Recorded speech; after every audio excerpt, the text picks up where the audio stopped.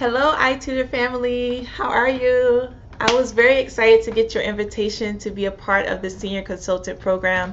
I've had my eye on that since I've started with the company, so I'm very excited. Here are my videos for different tips of what I do in class to try to keep a positive atmosphere. I hope you enjoy it, and I hope to hear from you soon. Bye. Managing thorny issues.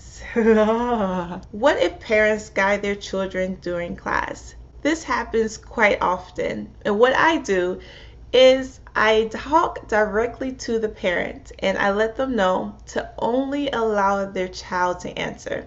So, for example, if their child name is Adam, I would say, "No, mom, no, mom. Let Adam say it all by himself so I can know how I can help him. What should I do if the student is hyper in class?" That's hyper. They can't contain themselves. I try to put myself in their heads and how it would feel to have to sit down in another class after being in school all day long, learning, and how much I just want to eat ice cream and go outside and play. What I try to do is match their energy just a little bit. So I kind of imitate them and do what they do. And most children like that. Most children is super excited to see an adult act silly, that they're like, "Oh, what's going on?" And then I kind of find how I can tie it back into the lesson. And I start to play like a game of saying something really loud. Like I say the word big. So I'll say big and allow them to yell in class. So just be like, "Big, big." And I'll say small, small. And when they're imitating you and saying something small, small with a low voice, then they kind of see that there's times to be loud and hyper and times to be really quiet. And I try to adjust that in class. Allow times for them to be really loud in class and then really quiet in class.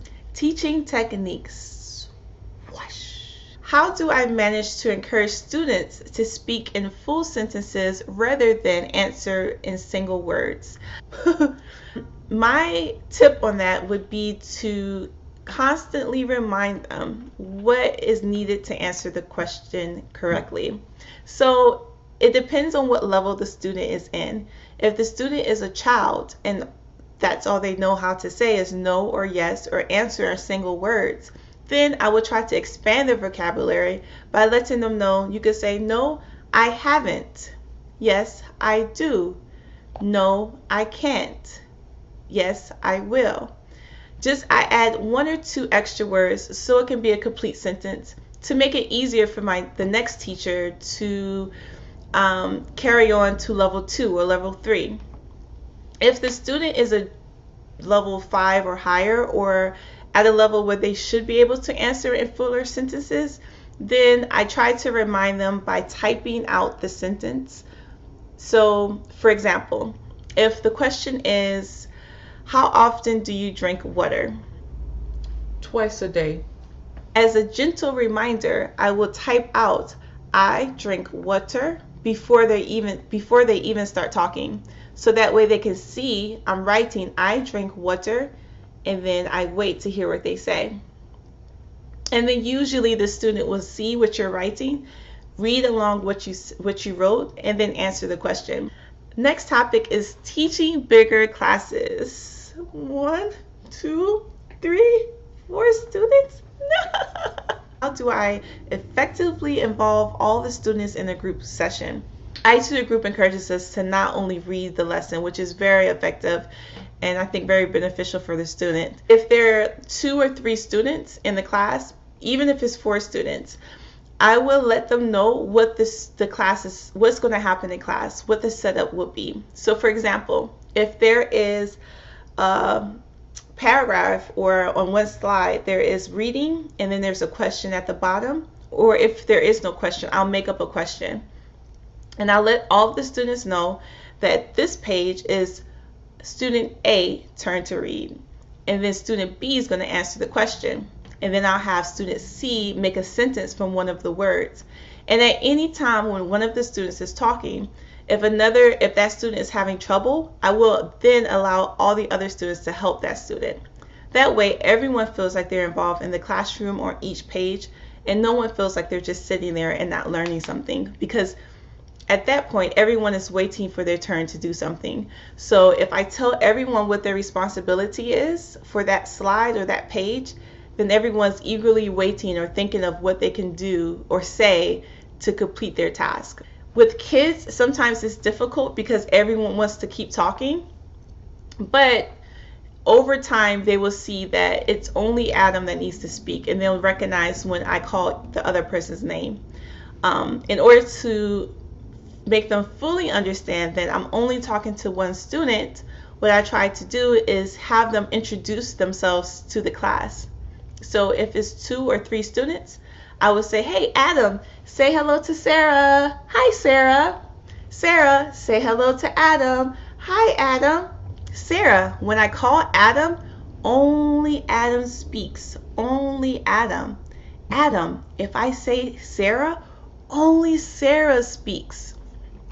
That tends to help students, especially if they're a level 3 or higher. They understand that their name is this, and if I call that name, then only they speak.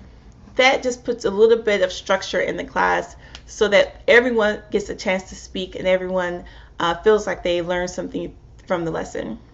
Next, building rapport. That's building, just in case you didn't know. What are the top icebreakers that I use for low, middle, and high level students? For high level students, my favorite question to ask is, what do you find is the hardest thing about learning English?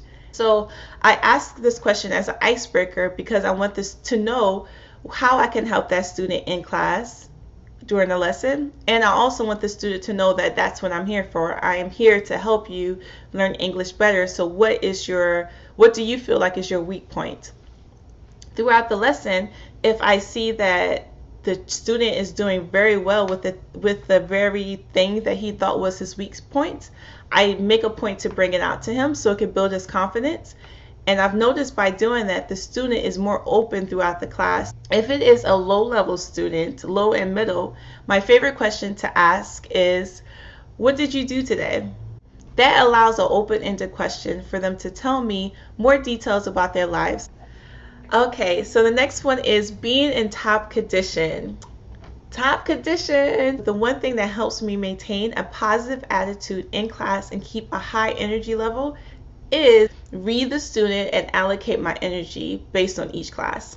So to maintain a high level of energy does not mean that you need to bounce off the walls with every student for them to be interested. Some students don't require that. Some students are very happy with a pleasant, calm, yet entertaining and excitable teacher. So you never want to be boring. Yeah, so these are what adverbs are. But for example, this is a high level.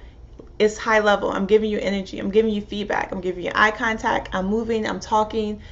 And it doesn't take out all the energy I have in me and save my extra bouncing and moving around and being overly excited for that little kid who doesn't know pretty much anything you're saying and needs a lot of those gestures to make it through the class. The biggest thing that I do mentally to keep myself positive is just remember that this is a pretty good job. I'm working from home. I'm creating my own schedule. So for that alone, I should be thankful for the students for even showing up to my class. So with every class I get, just to be super thankful, hey, instead of walking into it thinking, oh gosh, I got another class. Why couldn't they just not show up? Instead of thinking that, which, is very easy to do and it's natural because I have thought it too. But to switch that thought into, hey, I'm super thankful someone showed up to class because this is how I'm getting paid. So I'm happy that I'm getting booked. I'm happy that I'm able to do this job. And this student is paying money for these classes, so they deserve all the energy I could give them for this class. They have no idea how many students I had before them or how many students I will have after them. So they deserve what they deserve what they pay for pretty much.